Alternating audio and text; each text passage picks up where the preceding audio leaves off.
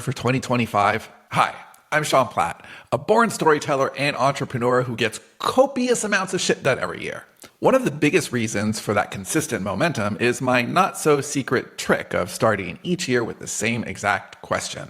What's my word of the year? This tradition has shaped my goals, mindset, and every corner of my life. I started doing this shortly before becoming a parent.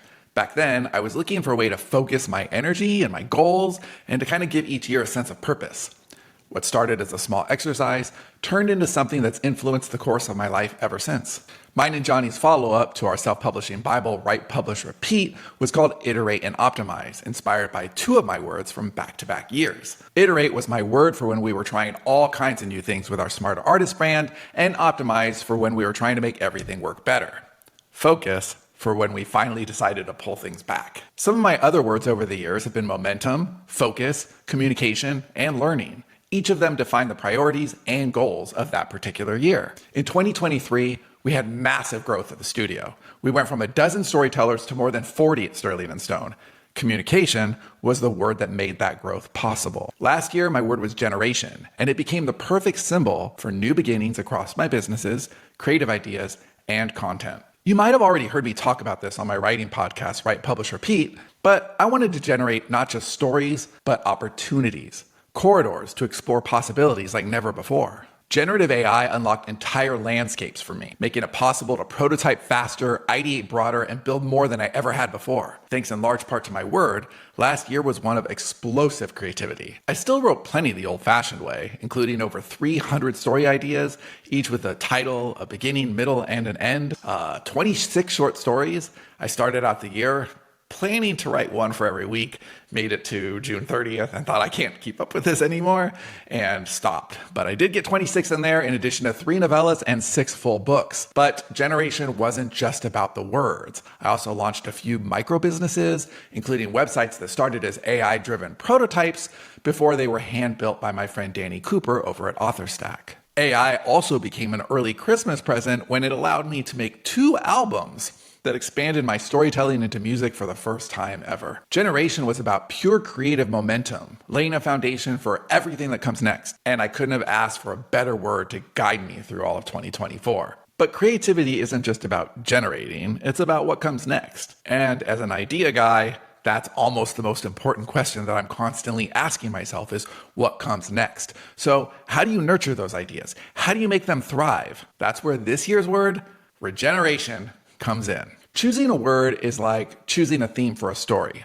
Sometimes you know the ending and need to build toward it. Other times you start with an idea and let it grow into something unexpected. It's kind of like coming up with a story idea.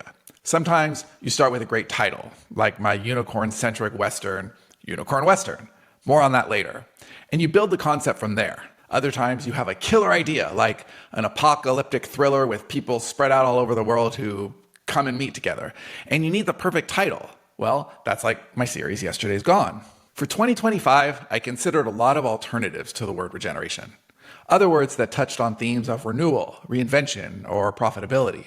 But once I connected regeneration back to last year's word, generation, everything really clicked. The perfect word must feel inevitable, like it was sitting there waiting for me all along.